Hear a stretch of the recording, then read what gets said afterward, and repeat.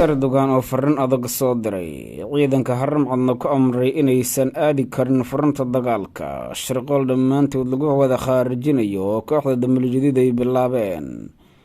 waxay ugu talagaleen inay burburiyaan sistamkii ciidan uu dhisay madaxweyne Farmaajo. Erdogan uu fahmay arrintan ayaana si toos ah u soo dhexgalay markan waxaan idinkula wadaagi doonaa xog muhiim oo ku saabsan tallaabada uu qaaday madaxweynaha waddanka Turkiga Recep Tayyip Erdogan, sababta ku dhalisay oo la ogaaday, iyo sidoo kale kooxda dambiilayadeed qorshe la yaab leh oo ay damacsan yihiin. Maxaa ka jira inay go'aansadeen inay burburiyaan ciidankii uu dhisay madaxweyne Farmaajo? sheegaraya warbixintan ay idinkula wadaagi doonaa xogahaas oo qaybta faallada nagula wadaaga aragtidiina. waalidweynaha qurbaa ku nool waalid ka faa'iideyso fursadan ubadkaaga gee maxadkan ay ka baranayaan barashada quraanka kariimka iyo culumta shariicada islaamka waana maxad ku furan 24 saacadood iyo 7 maalmood oo usbuuca waxaana ubadka loo dhigayaa barashada quraanka kariimka barashada akhriska higaada luqadda carabiga barashada afkeena Soomaaliga iyo barashada culumta shariicada islaamka sida kutubta fiqiga xadiiska iyo tafsiirka waxa sidoo kale waalidiinta la baraya isla markaana laga saxaya at-tahiyaadka salaada iyo aayad kursida waalid hadda ka faa'iideyso oo hadda isqora maxadka tartiilul qur'aan online oo ah dugsi fac weyn oo ay sanad kasta ka qalin jabiyaan ardayda kala duwan ee caalamka ku nool ballanteenu waa inaynu hore ula xiriirno maxadka tartiil quraan online. madaxweynaha waddanka Turkiga Recep Tayyip Erdogan ayaa soo saaray war ka naxiyay Xasan Sheekh Maxamuud. waxa uu farin u soo diray saraakiisha ciidamada haramcadda isagoo ku wargeliyay inaysan tagi karin furanta dagaalka ayna ku jirayaan xerada ay hadda ku sugan yihiin loogu talagalay inay deganaadaan. isagoo Erdogan wacd ku maray inuu tallaabo ka qaadi doono Xasan Sheekh Maxamuud iyo kooxdiisa. sidoo kale waxa uu sheegay Turkigu in dib u laabasho uu ku sameynayo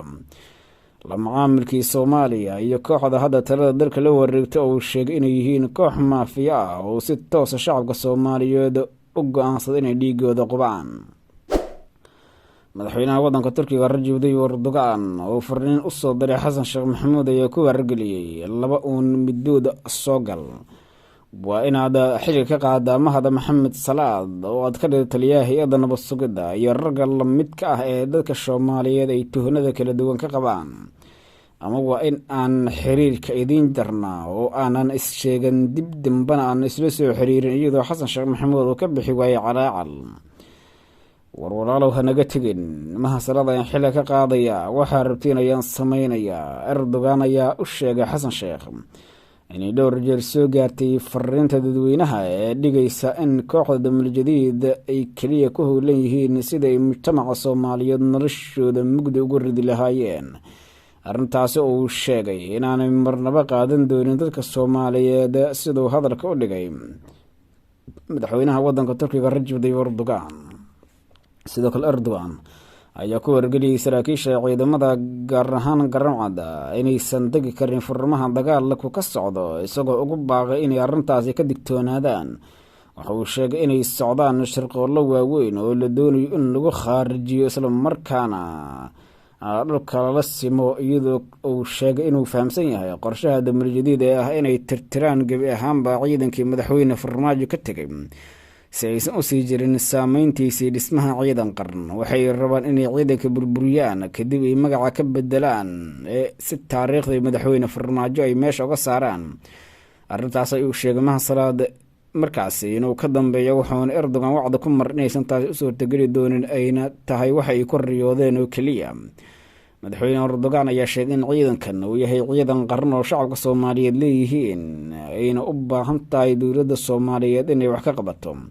Erdogan ayaa wacd ku maray in dowladda Turkigu aysan shacabka Soomaaliyeed ku fiirsan doonin raggan qalatada ah ee lagu wareejiyay arrintaasi oo muujinaysa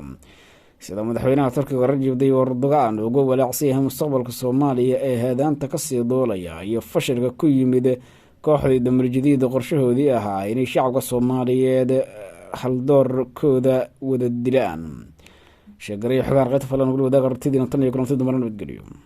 waalidweynaha qurbaa ku nool waalid ka faa'iideyso fursadan ubadkaaga gee maxadkan ay ka baranayaan barashada quraanka kariimka iyo culumta shariicada islaamka waana maxad ku furan 24 saacadood iyo 7 maalmood oo usbuuca waxaana ubadka loo dhigayaa barashada quraanka kariimka barashada akhriska higaada luqadda carabiga barashada afkeena Soomaaliga iyo barashada culumta shariicada islaamka sida kutubta fiqiga xadiiska iyo tafsiirka